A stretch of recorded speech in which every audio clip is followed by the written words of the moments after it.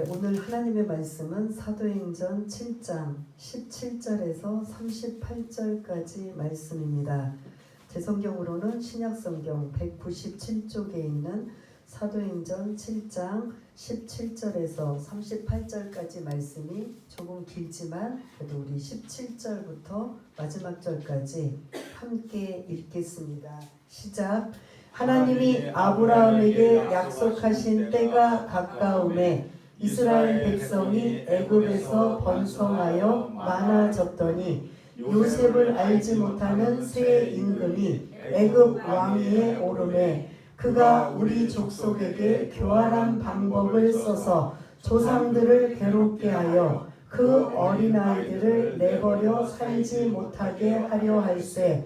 그때 모세가 났는데 하나님 보시기에 아름다운지라 내 아버지의 집에서 석 달 동안 길리더니 버려진 후에 바로의 딸이 그를 데려다가 자기 아들로 기르매 모세가 애굽 사람의 모든 지혜를 배워 그의 말과 하는 일이 능하더라. 나이가 40이 되매 그 형제 이스라엘 자손을 돌볼 생각이 나더니 한 사람이 원통한 일 당함을 보고 보호하여 압제받는 자를 위하여 원수를 갚아 애굽 사람을 쳐 죽이니라. 그는 그의 형제들이 하나님께서 자기의 손을 통하여 구원해 주시는 것을 깨달으리라고 생각하였으나 그들이 깨닫지 못하였더라. 이튿날 이스라엘 사람들이 싸울 때 모세가 와서 화해시키려 하여 이르되 너희는 형제인데 어찌 서로 해치느냐 하니 그 동물을 해치는 사람이 모세를 밀어뜨려 이르되 누가 너를 관리와 재판장으로 우리 위에 세웠느냐. 내가 어제는 애굽 사람을 죽임과 같이 또 나를 죽이려느냐 하니 모세가 이 말 때문에 도주하여 미디안 땅에서 나그네 되어 거기서 아들 둘을 낳으니라. 40년이 차매 천사가 시내산 강야 가시나무 떨기 불꽃 가운데서 그에게 보이거늘 모세가 그 광경을 보고 놀랍게 여겨 알아보려고 가까이 하니 주의 소리가 있어 나는 내 조상의 하나님 즉 아브라함과 이삭과 야곱의 하나님이라 하신데 모세가 무서워 감히 바라보지 못하더라. 주께서 이르시되 내 발에 신을 벗으라. 내가 서 있는 곳은 거룩한 땅이니라. 내 백성이 애굽에서 괴로움 받음을 내가 확실히 보고 그 탄식하는 소리를 듣고 그들을 구원하려고 내려왔노니 이제 내가 너를 애굽으로 보내리라 하시니라. 그들의 말이 누가 너를 관리와 재판장으로 세웠느냐 하며 거절하던 그 모세를 하나님은 가시나무 떨기 가운데서 보이던 천사의 손으로 관리와 속량하는 자로서 보내셨으니 이 사람이 백성을 인도하여 나오게 하고 애굽과 홍해와 광야에서 40년간 기사와 표적을 행하였느니라. 이스라엘 자손에 대하여 하나님이 너희 형제 가운데서 나와 같은 선지자를 세우리라 하던 자가 곧 이 모세라. 시내산에서 말하던 그 천사와 우리 조상들과 함께 강야 교회에 있었고 또 살아있는 말씀을 받아 우리에게 주던 자가 이 사람이라. 아멘. 굉장히 길지요. 스데반의 설교가 이렇게 깁니다. 그런데도 이 설교가 아직도 끝나지가 않았습니다. 그래서 오늘 스데반의 설교 두 번째 이야기에 누가 등장하였죠? 모세가 등장합니다. 지난주에는 아브라함의 이야기부터 요셉의 이야기까지의 스데반의 설교의 말씀이었다면 오늘은 모세의 이야기를 통해 스데반이 하려는 의도가 무엇인가. 일단 스데반은 지금 어느 상태에 있는 거죠? 사람들을 종교 지도자들이 사람을 매수해서 거짓 증언자를 세워서 지금 스데반이 그 6장 11절에 보면 모세와 하나님을 모독한다라는 이것에 그 거짓 그런 고발을 한 거예요. 뭐하고 뭐를? 모세와 하나님을 모독한다. 우리가 지난주에는 성전과 율법을 모독한다 라는 말씀이 같은 말씀인데 그게 11절에도 있고 13절도 있고 14절에 있는데 지난주에 있는 말씀이었다면 6장 14절의 말씀이었다면 오늘은 모세에 대한 설교를 집중적으로 하는 이유는 6장 11절에 보면 뭐와 뭐를 모독했다? 모세와 하나님을 모독했다라는 거짓 고발을 한 거예요. 그러니까 스데반이 지금 이 모세와 하나님을 모독했다라는 이 지금 거짓 증언의 이 고발하는 내용 속에는 뭐냐면 신성 모독죄가 들어있는 거예요.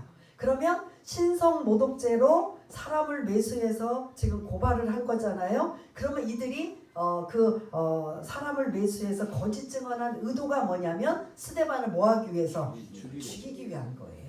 근데 그냥 죽일 수는 없으니까 이렇게 이제 모함을 하고 거짓 증언자까지 세워서 지금 모세와 하나님을 모독한다. 이것이 사실이냐? 이거를 이제 대제사장이 그 사내들인 공회원 70명 그 외 중직 모든 중요한 인물들 요직에 있는 인물들을 다 불러 모아놓고 그것의 고압적인 자세와 모든 환경임에도 불구하고 스데반은 담담하게 내가 왜 그 거짓 증언자의 모세와 하나님이 모독했다라는 그런 거짓 증언에 대해서 바르게 교정하기 위해서 스데반은 하나하나 차근차근히 그 거짓 증언자의 모독했다라는 말을 설명을 합니다. 근데 지금 지금 앞서서도 말씀을 드렸지만 이들이 지금 스데반이 잡혀온 거는 사실 뭐 하기 위해서 잡혀온 거예요?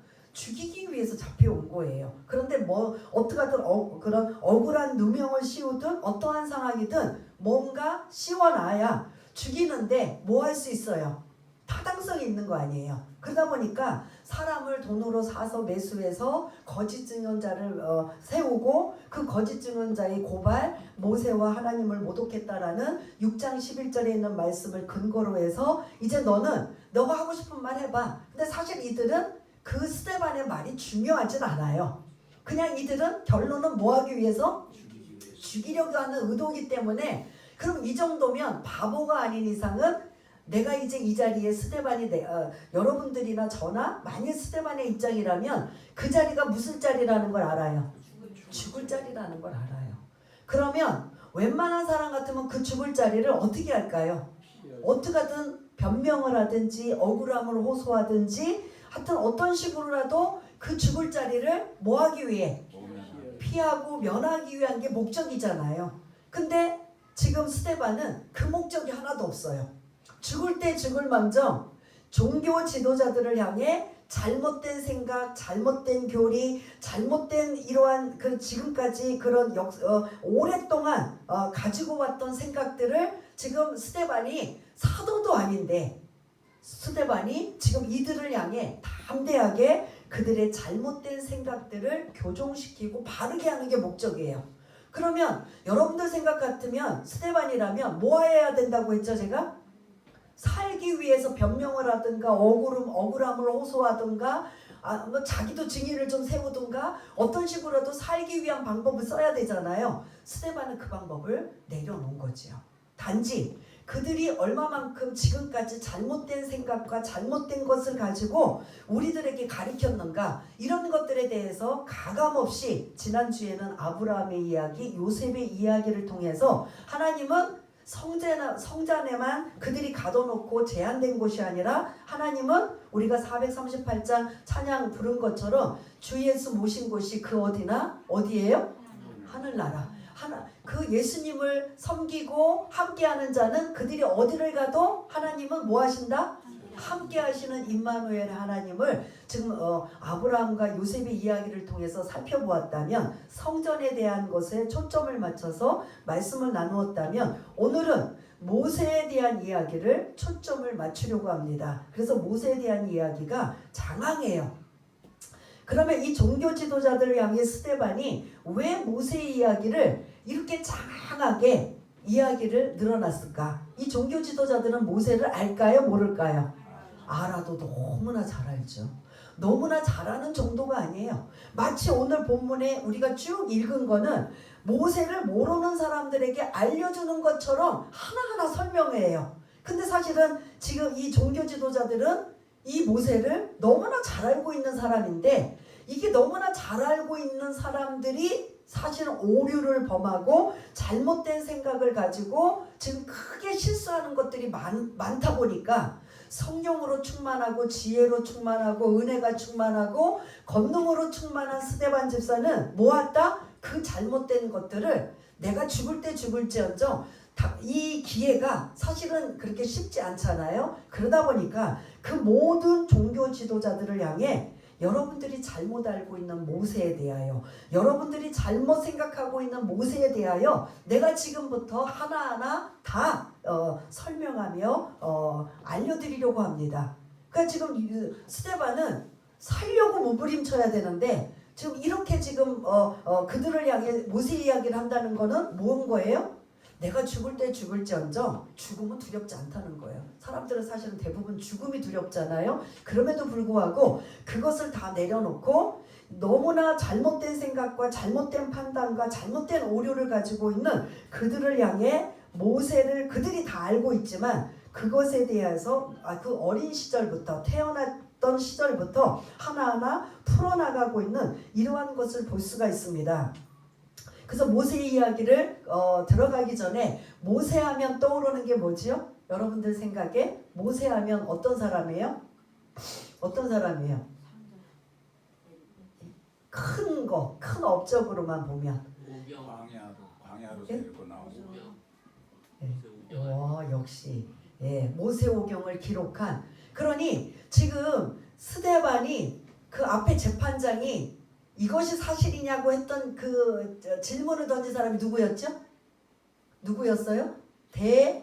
대제사장이었어요. 대제사장은 뭐만 믿었다고 말씀드렸죠? 사두개인 사두개파라고 했어요. 뭐만 믿었다? 모세 오경만 믿어. 구약성경 창세기부터 쭉 39권인 말라기까지를 다 믿어야 되는데 그것도 수장이 뭐만 믿었다? 모세 오경만 믿어요. 그러면 이들에게는 누가 그렇게 하나님 다음으로 거의 그런 높은 존재로 지금 이해하고 있을까요? 모세예요. 모세. 지금 질문하고 있는 대제사장 수장이라고 하는 이 재판장도 모세 오경만 믿고 있는 그들을 향해 자기네들은 모세 오경만 믿어요. 그러면 모세 오경에 대해서 빠삭할까요? 안 할까요? 그냥 창세기 1장 1절부터 태초에 하나님이 천지를 창조하시니라부터 해서 그 모세 오경 끝까지 창세기, 출애굽기, 레위기, 신명기, 민수기 5권을 줄줄줄줄 외우고 꿰고 있는 사람들이에요. 그 사람들 앞에서 스데반이 누구 이야기를 해요?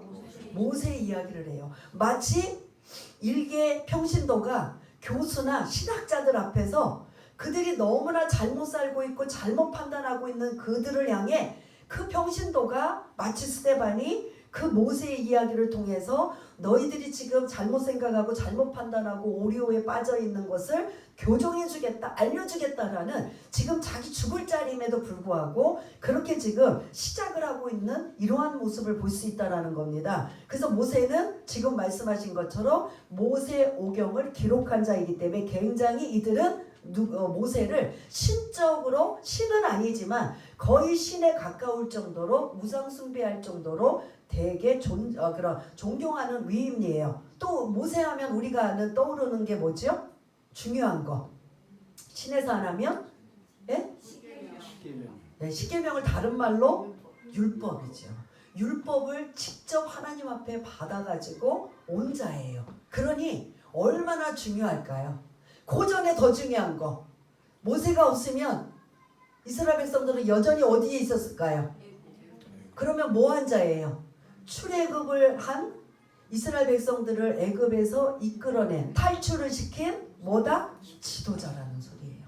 그러니 어떻게 보면 이 유대인들은 아브라함을 굉장히 자부심을 갖지만 특히 아브라함보다도 더 신적으로 중요하게 여기는 자가 누구다?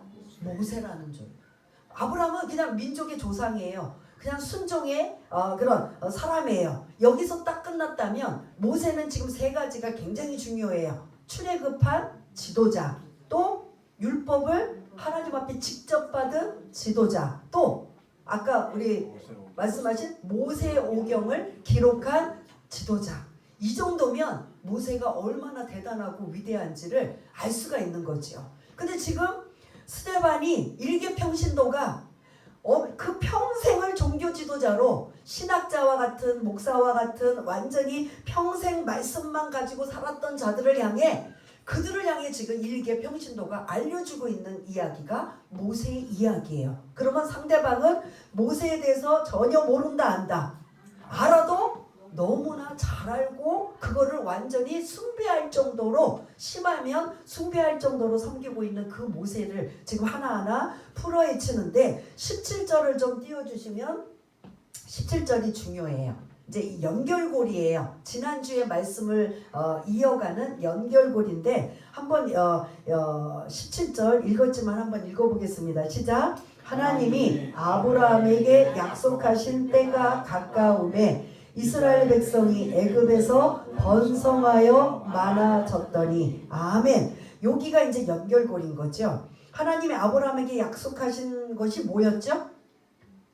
뭐하고 뭐를 주신다고 했죠? 우리 지난주 열심히 드신 분들, 땅과 자손들을 주시겠다. 그걸 이제 후손들이라고 해요. 땅과 후손들, 땅과 자손들인데, 그러면 지금 자손은 지금 27절에 이스라엘 백성들이 애굽에서 번성하여 많아져서 실제로 장정만 몇 명?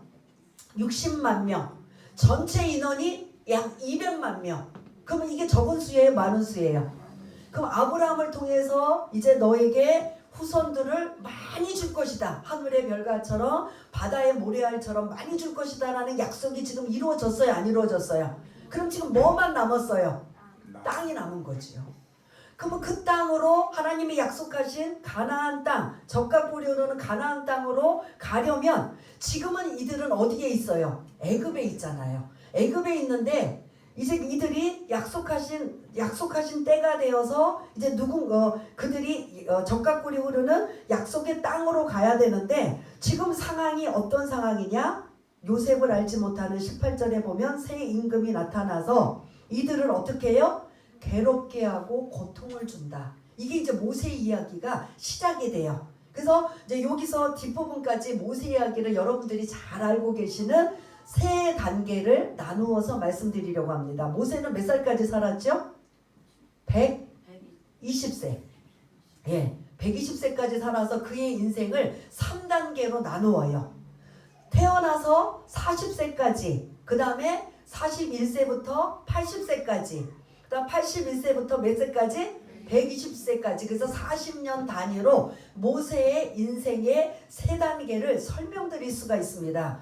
모세가 태어날 당시에 이렇게 애굽의 이스라엘 백성들이 막 번성하고 막 엄청나게 막 낳고 하니까 이게 감당을 못하니까 애굽에서 두려움을 느껴서 이제는 뭐를 시키냐면 이제부터 아이를 이스라엘 백성들이 아이를 낳으면 낳는 즉시 석 달 전에 있는 아기는 다 뭐해라?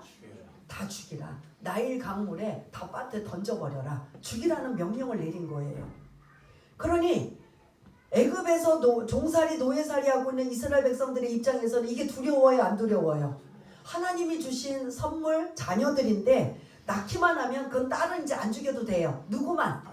아들. 더 이상 번성하지 못하도록 아들만 나면 그 갓난아기 핏덩이를 다 뭐하라? 죽이라는 명령을 내리는 거예요. 그러니 거기 죽이라는 명령 속에 누가 태어난 거예요?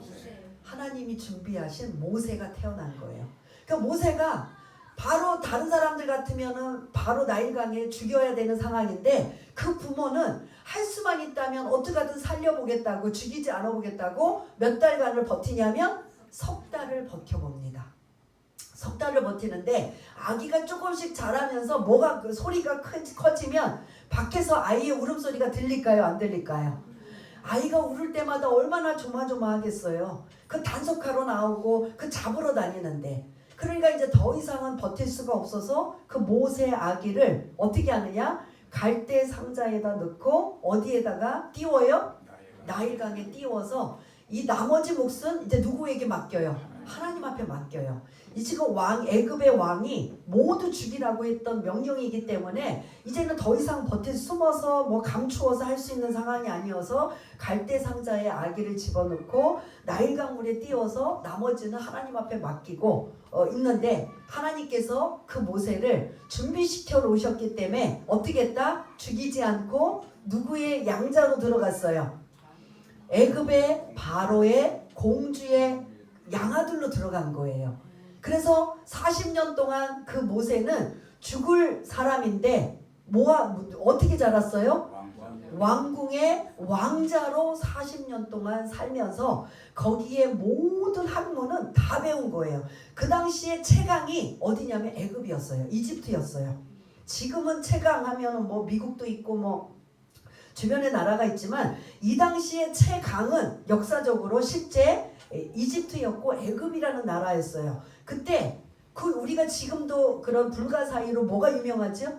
이집트에는 피라미드. 그 불가사의한다는 말은 어떻게 저거를 만들었을까? 그게 신기하다라는 거죠. 그만큼 그들은 뭐가 발달이 되느냐? 수학, 건축학, 천문학, 뭐 모든 학문이 거기에 다 발달이 되어 있는 것이 그 당시 애굽이었었어요. 그런데 그 왕자로 40년간 있으면서 모세는 뭘 배웠다? 그 왕궁 안에서 학문이라는 학문은 뭐 했다? 다 배우고 다 섭렵한 거예요.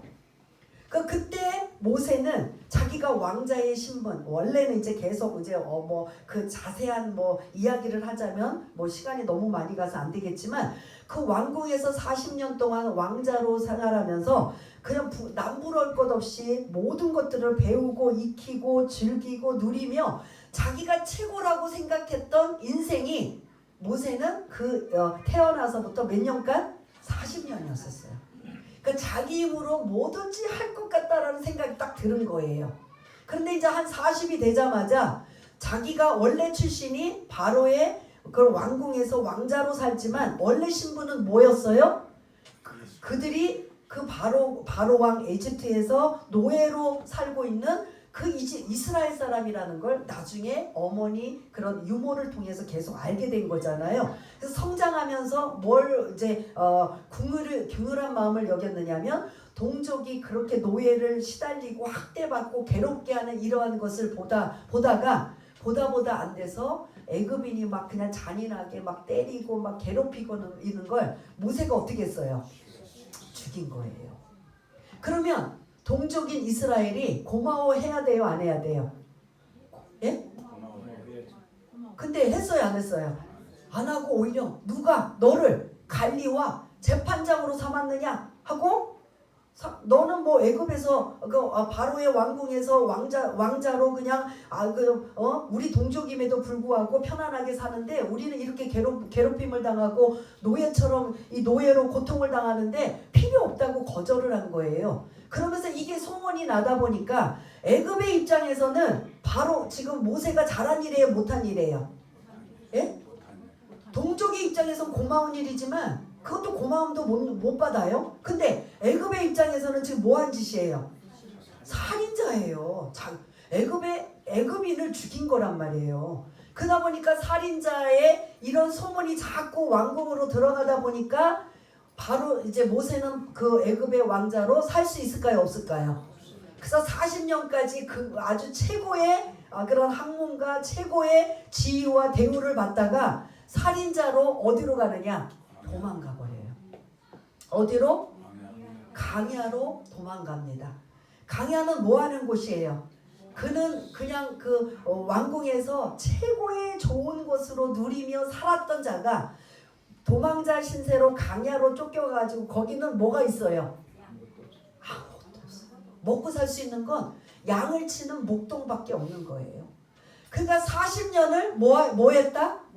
목동으로 사는 거예요. 목동으로 살면서 여기 막 그 고생이란 고생은, 그러니까 완전히 처음에 태어나서 40살까지는 내가 최고라고 생각했다가, 그리고 나서 도망자로 살인자로 도망했을 때 그 40년은 내가 최고라는 생각을 할까요? 예? 나는 이제 아무것도 아닌 존재예요. 내가 그 배운 거 이 강야에서 써먹을 수 있어요? 내가 그렇게 막 최고의 학문, 최고의 좋은 교육, 이 모든 것들을 다 받은 것이 이 목동, 양을 치는 목동으로 중요할까요? 아무것도 안 중요해요. 그냥 매일매일 뭐만 하면 돼요. 양만 보살피고 굶어 죽지만 않으면 돼요. 그러니 그런 경험을 앞서서 왕자로서 최고의 혜택을 받아보지 않았으면 뭐 그러려니 하지만 그렇게 완전히 최고로 살다가 밑바닥으로 내려간 모세의 입장에서 40년은 여러분들 어떨 것 같아요? 예? 다 내려놓는 거죠. 아무것도 아니구나. 내가 지금까지 배운 거 아무것도 아니구나. 써먹을 수 있어요? 없어요? 써먹을 수가 없잖아요. 어디를 가서 써먹을 수 있어요? 그냥 양만 잘 돌보면 되고 굶어 죽지만 않으면 되는 그 인생을 몇 년 동안 했다? 40년 동안 한 거예요. 그때 완전히 낮아지고 겸손하여지고 이제는 나밖에 몰랐던 자가 남도 보게 되고 주변에 있는 모든 인성이나 이런 것들이 훈련받는 40년의 세월이에요. 드디어 80세가 되었어요. 우리식으로 80세는 이제 다 쓸모없는 뭐예요? 노인이잖아요. 사실은 갈 날이 얼마 남지 않았잖아요. 근데 하나님은 젊었을 때 아니면 중년 때 부르신 게 아니라 몇 살 때 부르셨어요? 80살 목동으로 다 자기 인생 마무리하는 그런 시점에 이 시내산 강야에 가시나무 떨기 가운데 모세야 모세야 부르시는 거예요. 그때서 하나님이 자기를 부르시는 걸 알고 이제부터 너가 할 일이 있다. 그러니까 먼저 이제 부르신 다음에 이곳은 거룩한 땅이니 내 발에서 뭐를 벗어라. 여기가 뭐한 땅이다? 요걸 이제 우리 지난주에 말씀을 드리자면 성전에만 하나님이 계신 게 아니라 이 미디안 강야, 시내산 강야에도 누가 오셨다? 그리고 이 땅이 무슨 땅이다? 거룩한 땅이라고 하면서 내가 하나님이 임재하신 이 자리, 이 공간이 거룩한 곳이니 너는 뭐해라? 시내를 벗으라고 할 정도로 하나님은 어디에나 하나님의 자녀가 계신 곳에는 함께 하신다 아닌다? 하신다라는 거예요. 그거는 이제 뭐 성전에 이제 우리가 설명드렸던 거니까 이제 그 부분은 말씀을 안 드리지만 그때 하나님이 모세를 콜링합니다. 부르십니다. 몇 살에? 여기 80 넘으신 어르신을 있는데요. 지금 여기 계신 분들 대부분 이제 나이들이 많으셔서 나는 이제 다 끝났어. 나는 이제 뭐 쓸모 없어. 그건 내 생각이고 하나님의 기준은 기회 아니에요. 하나님은 모세를 몇 세에 쓰셨어요? 80세에 몇 년 동안? 120년 동안 쓰신 아니 120세 그러니까 40년 동안 쓰신 거예요. 그래서 그때부터 이제 그 명령을 뭐 시간이 많이 가니까 그 명령을 받아서 이제 모세가 어디를 가요? 애굽으로 가서 그 괴롭힘을 당하고 노예 신세를 당하고 있는 동족인 이스라엘을 이끌어내기 위해서 바로 왕과 대적하고 대면하면서 결국은 어떻게 해요? 이끌어내는 위대한 지도자로 쓰임받은 자가 누구다? 그래서 이스라엘 동족은 모세를 잊을 수가 없어요. 출애굽한 지도자, 율법을 받은 지도자, 모세 오경을 기록한 지도자. 이러한 모세를 지금 이 스데반이 앞에 재판장들과 주변에 아주 그냥 다 힘께나 쓰고 지위와 명예와 그런 권능을 가지고 있는 이 사람들 앞에서 모세 이야기를 다 알고 있음에도 불구하고 하나하나 풀어나가면서 지금 제가 여기까지 말씀을 드릴 때는 예수의 이야기가 나왔어요? 안 나왔어요? 안 나왔지만 요 얘기를 이제 풀어서 설명을 드리려고 합니다. 스데반이 그들이 다 알고 있는 모세 이야기를 굳이 언급한 건 뭐냐? 그 속에 인간의 몸을 입고 오신 예수님이 담겨져 있는 걸 그 알고 있는 그들을 향해 중간에 툭툭 집어넣는 거예요. 그 이야기를 이제 제가 집어넣으려고 하는데 17절을 좀 다시 19절을 좀 띄워주시길 바라겠습니다. 19절을 보면 그가 우리 족속에게 교활한 방법을 써서 조상들을 괴롭게 하여 그 어린아이들을 내버려 살지 못하게 하려 할세. 아까 설명드렸죠? 몇 달 만에 다 죽여라? 아이가 태어나면 특히 남자아이 석 달 안에 있는 아이들은 다 뭐해라? 죽여라는 그런 유아 학살 명령을 내렸어요. 그거를 강조하면서 누구 이야기가 떠올라야 될까요? 예수님도 태어나시기 위해서 어디로 가셨어요? 떡집. 베들레헴으로 가서 인구조사 때문에 이제 같이 갔다가 거기서 몸을 풀잖아요. 인구조사 로마로부터 명령을 받아 전국에 있는 그런 모든 사람들이 인구조사를 하다 보니까 만삭이 된 그 마리아를 내버려둘 수가 없어서 함께 가서 베들레헴에 가서 베들레헴에 가서 인구조사를 하는 중에 누가 태어난 거예요? 예수님이 태어나서 몸 풀고 이제 그 아기가 있을 때 헤롯 대왕이 명령을 내린 거예요. 뭐 동방 박사가 와서 뭐 새 왕이 태어났느니 어쩌니 막 하니까 뭐 나 말고 또 왕이 있단 말이야? 뭐 그래서 전국에 명령을 내리잖아요.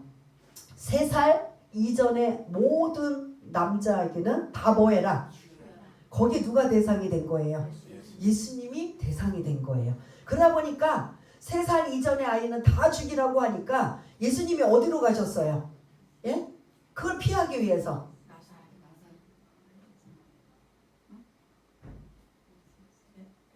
애굽인 거죠. 애굽으로 잠시 피난 간 거예요. 피난 갔다가 이제 그게 잠잠하고 조용해지니까 다시 이제 그 예수님을 이제 데리고 원래 살고 있는 나사렛으로 가게 된 거죠. 그러면 요 19절에 스데반이 요 말씀을 설명하면서 누구를 지금 기억하게 그들을 상기시키냐면 누구를 기억하게 만들어요? 예수님을 기억하게 만드는 거예요. 예수님도 모세가 그렇게 석 달 그 전에 아이들은 다 죽이라고 명령했던 그런 모세였다면 사실은 예수님도 예수님을 예표하고 있는 모세였다면 실제 그런 예수님도 3살 전에 모든 아이들은 다 죽이라고 명령했던 그 상황을 지금 이 종교 지도자들을 향해 예수님을 상기시키고 있는 거예요. 그 다음에 또 20절 띄워주시면 그때 모세가 났는데 모세를 보니 하나님 보시기에 뭐였다? 아름다웠다. 22절을 좀 띄워주세요. 22절을 띄워주시면 모세가 애굽 사람의 모든 지혜를 뭐했다? 그래서 그의 말과 하는 일이 뭐하였다? 능하였다. 아까 제가 말씀드렸죠? 40년 동안 바로 왕궁에서 왕자로 생활하면서 모든 항구를 다 섭렵했다고 말씀드렸던 내용이에요. 그러면 예수님의 뭐가 생각이 날까요? 이 사도행전의 저자는 누굴까요? 사도행전 저자 누가 기록했나요? 요전에 우리 무슨 말씀 나누었죠? 사도행전 배우기 전에 뭐 하고 일로 넘어왔죠? 누가복음의 저자 누가가 이 의도가 뭐냐면 모세가 태어났는데 하나님 보시기에 아름다운지라 그리고 모든 지혜를 배우고 말과 하는 일이 능숙할 정도로 대단하였다라고 지금 모세가 위대함을 지금 드러내요. 예수님도 어린 시절에 뭐하고 뭐가 자랐다.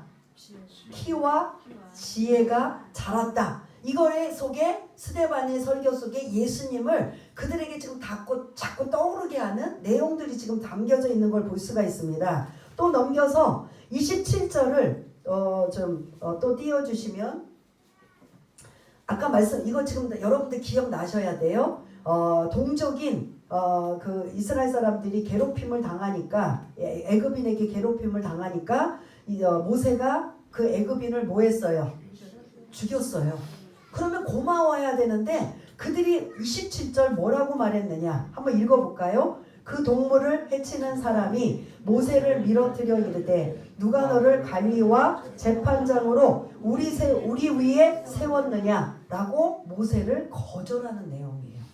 그럼 예수님은 메시아와 구세주로 오셨음에도 불구하고 그들을 이 종교 지도자들이 예수님을 어떻게 했어요?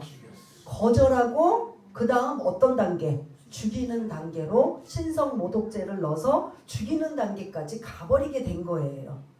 지금 이렇게 스데반이 그들이 다 알고 있는 모세, 대단한 영웅 위인 모세를 알고 있는 사람들한테 하나하나 이거를 고주할 매주할 자세하게 풀어서 설명하면서 그 속에 알맹이 누구를 자꾸 연상하게 하느냐? 예수님을 자꾸 떠오르게 만드는 거예요.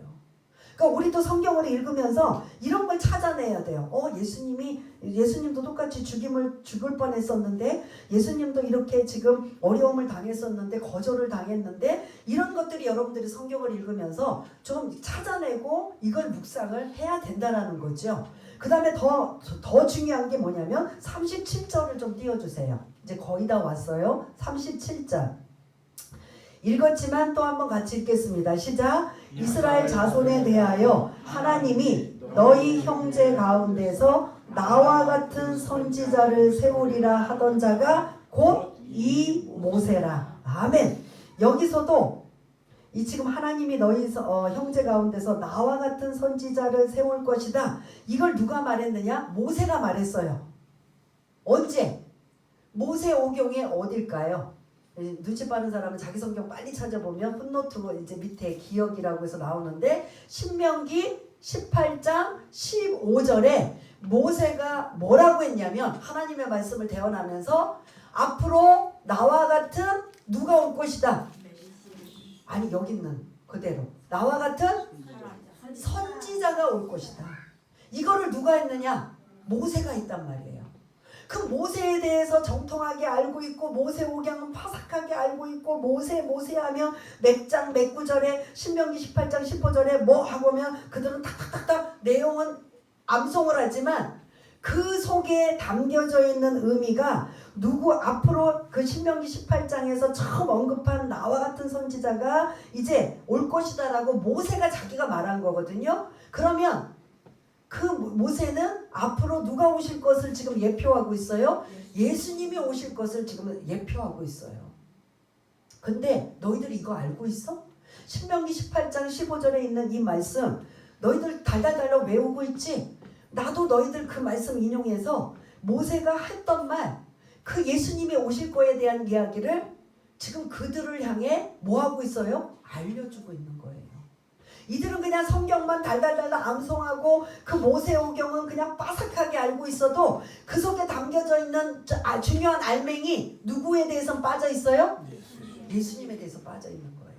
그러니 스데반이 그들이 모세 이야기를 모를 리가 없음에도 불구하고 그렇게 적나라하게 예수님이 너 죽을 뻔했다. 모세가 죽을 뻔했을 때 예수님도 죽을 뻔했다. 그리고 모세가 이렇게 이런 모든 학문을 다 배우고 익혔을 때 예수님도 키와 지혜가 자라나서 이렇게 하나님의 은혜가 임하였다. 그리고 모든 사람들에게 거절을 당한 것처럼 예수님도 거절을 당했다. 근데 여러분들이 그렇게 위대하게 대단하게 신은 아니지만 거의 신적 그 수준으로 이해하고 있는 그 모세도 나와 같은 선지자가 앞으로 뭐 할 것이다? 오실 것이라고 예언했던 신명기 18장 15절에 있는 말씀을 너희들 어떻게 해석하느냐? 어떻게 이해하느냐? 이거를 지금 지금 모세 이야기를 통해서 던지고 있는 거예요. 그러면 우리처럼 모르니까, 이방인들이니까 여러분들한테 이거 하나하나 풀어서 설명해야 되고 이해시켜야 되지만 지금 이 대상자들에게는 모세하면 다 알아요? 몰라요? 빠삭하고 그냥 몇 장 몇 절 하면 그냥 줄줄줄줄 나오는 이런 사람을 향해 평신도가 이들을 향해 지금 모세 이야기를 들춰내면서 말하고자 하는 핵심은 누구 이야기를 하고 싶었다?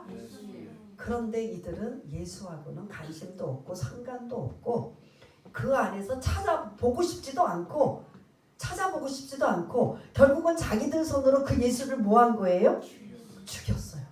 그 악몽을 스데반이 지금 다시 떠오르게 하는 거예요. 그러면 예수님을 죽였을 때는 실수고 모르고 무지했기 때문에 그렇다 쳐요. 근데 이거를 다시 다른 사람들을 통해서 반복시키고 깨닫게 하면 정신 좀 차릴까요? 안 차릴까요? 예? 웬만한 사람 같으면. 예? 그게 정상이죠. 근데 이들은 어땠을 것 같아요? 정상이에요? 아니에요? 왜요? 왜?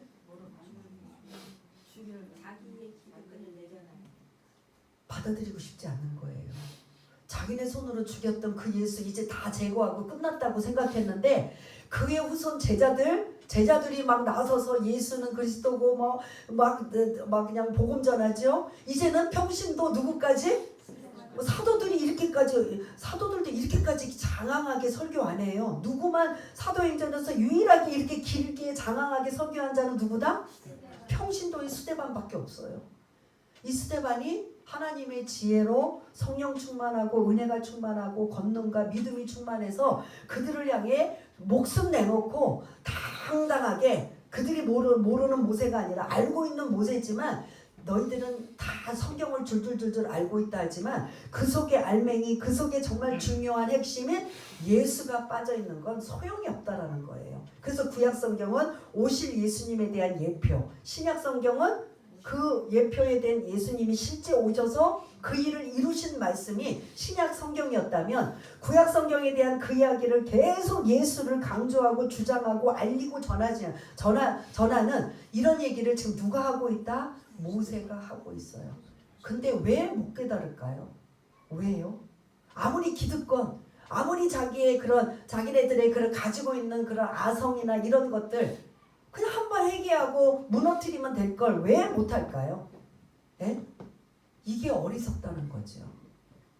이게 어떻게 보면 우리의 모습이 아닌가. 내가 믿고 싶은 것만 믿고 듣고 싶은 것만 듣고 깨닫고 싶은 것만 깨닫는다면 진짜 배기를 우리는 놓쳐버릴 때가 많다라는 거죠. 사실 이 종교 지도자들을 향해 스데반 이 평신도가 그들을 향해 예수가 빠져있는 이 구약성경, 예수가 없는 이 하나님의 자녀들은 사실은 알맹이 없는 뭐밖에 없다? 껍데기밖에 없다라는 거예요. 그걸 지금 알려주는 거예요. 너희들 그러면서 율법이 이제 그 뒤에 이제 38절에도 이제 시내산에서 모세가 율법을 받는 장면이 나오는 율법에 대한 이야기지만 너희들이 말씀을 율법을 목숨처럼 여기고 율법을 구원을 얻는 것처럼 여기지만 너희들 실제로 그 율법을 제대로 지킨 적 있어? 실천한 적 있어? 스데반이 사실은 이렇게 이들을 향해 정면 도전하고 있는 거예요. 그러면 이거 엄청난 거예요? 안 한 거예요? 평신도가 신학을 전문으로 하고 평생 종교 지도자로 그 말씀 가지고 살았던 그들을 향해 너희들 지금 알맹이 없는 껍데기만 가지고 붙들고 성전에만 하나님 계시고 율법을 지켜야 구원을 받고 그래서 그 율법 때문에 모든 것들이 다 이루어진다고 생각하는 그것이 얼마나 잘못됐는지 그 안에 예수가 빠져있으면 아무것도 아닌 것인지 이거를 지금 막 스데반이 이야기를 한다고 생각하면 종교 지도자들의 입장에서는 우리가 잘못했네. 우리가 정말 저 평신도한테 저 아무것도 모르는 저자한테 우리가 지금 별소리를 다 듣네. 이렇게 해서 회개하고 돌이키면은 사는 방법이지만 아니고 결국은 괘씸한 것 뭐라고? 우리를 지금 대적해? 우리를 향해 공격해? 이러면 사는 길이에요? 죽는 길이에요? 예? 지금 이런 상황이에요. 그러니까 지금 우리는 편안하게 남의 얘기 듣지만 이 내용 안에는 심각해요? 안 심각해요? 엄청 심각해요.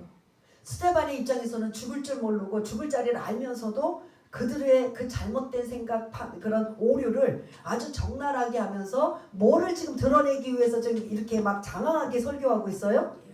예수님을 드러내기 위해서. 그러나 여기까지 예수라는 단어는 안 나와요. 안 나와요. 근데 마지막에 죽기 직전에 그 예수가 이제 등장을 합니다. 여기서는 그들에게 그 깨닫기만 해요. 힌트를 찾아내게 하기만 해요. 근데 과연 찾아낼까? 그들이 과연 그거에 대해서 주목할까? 그들이 과연 그거에 대해서 깊이 묵상해볼까? 이런 걸 지금 스데반이 지금 자꾸 던져주는 거예요. 우리도 말씀을 자꾸 듣고 전해주면서 이거는 뭐 나하고 상관없는 이야기, 이건 스데반의 이야기, 종교 지도자의 이야기가 아니라 나의 삶 속에 나도 하나님 믿는 자녀로서 항상 내가 예수를 빠지고 신앙생활하고 있지 않는가, 예수 없는 삶을 살고 있지 않는가, 이게 우리 안에 종교 지도자와 같은 알맹이 없는, 예수가 알맹이라면 알맹이 없는 껍데기만 가지고 살아가는 우리의 인생이라면 다시 한번 이 말씀을 통해서 예수가 나의 구원자시고 예수가 나의 삶의 전부이시고 그 예수를 내가 믿음으로 말미암아 주님이 나와 함께 하시고 그 예수를 내가 어떻게 하면 전하고 알릴 것인가. 그 예수를 우리가 입만 나오면 뭐를 해야 돼요? 예수 이야기가 나와야 된다는 거죠. 그래서 이들을 향해 아이러니하게 성경의 말씀의 정통인 이들을 향해 너희들이 다 알고 있고 빠삭하지만 사실은 너희들 아는 게 아니야. 빵점이야. 너희들 아는 게 제대로 없어. 제대로 알지 못해. 율법, 성전 그걸 가두어 두고 사람들을 옥죄어 놓고 그거를 막 그냥 죄인시하고 너희들만 잘났다고 하는데 너희들 제대로 실천하고 지킨 적 있어? 그 안에 예수가 있어? 이거를 지금 스데반이 말은 돌려서 하지만 직접적으로 한다면 이걸 가감하게 다 넣고 그 예수 이야기를 통해서 그들의 잘못된 것을 적나라하게 지적하고 있는 이러한 모습을 볼 수가 있습니다. 오늘 이 말씀 속에 나의 삶 속에 예수 없는 알맹이로 내가 하나님의 자녀로 살고 있는가? 예수가 나의 인생의 전부고 예수가 나의 최고의 선물이고 예수님만이 나의 모든 길이요 진리요 생명 되시는 그분이심을 여러분들이 오늘 이 말씀을 통해서 다시 한번 깨달으시기를 바라겠습니다. 오늘 이 말씀 한번 묵상하는 마음을 가지고 잠시 한번 여러분들의 언어와 여러분들의 입술로 한번 기도하는 시간을 갖겠습니다. 다 같이 기도하겠습니다.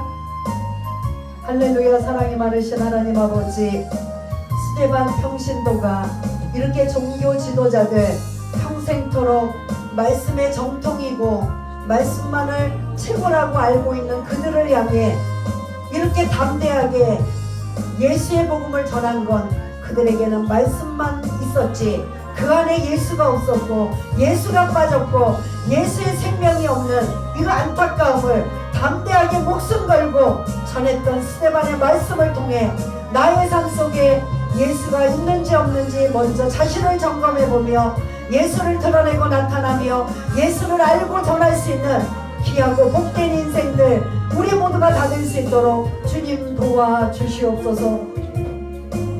하나님 아버지 감사합니다. 오늘 스데반 집사가 왜 이렇게 종교 지도자들을 향해 장황하게 아브라함의 이야기, 요셉의 이야기, 모세 이야기를 또 이야기하며 왜 그렇게 강조하고 드러내고 있는가? 그들이 깨닫지 못하고 깨달았어도 납득하지 못하고 또 이해하지 못하고 잘못된 오류를 알려주기 위해서 예수를 전하고 알리는 스데반의 믿음을 담기를 원합니다. 남들에게까지는 못하더라도 내 안에 예수의 생명이 날마다 살아 꿈틀거릴 수 있는 믿음의 사람들 다 될 수 있도록 주님 도와주옵소서. 모든 것 감사드리오며 사랑이 많으신 예수님 이름으로 기도드리옵나이다. 아멘.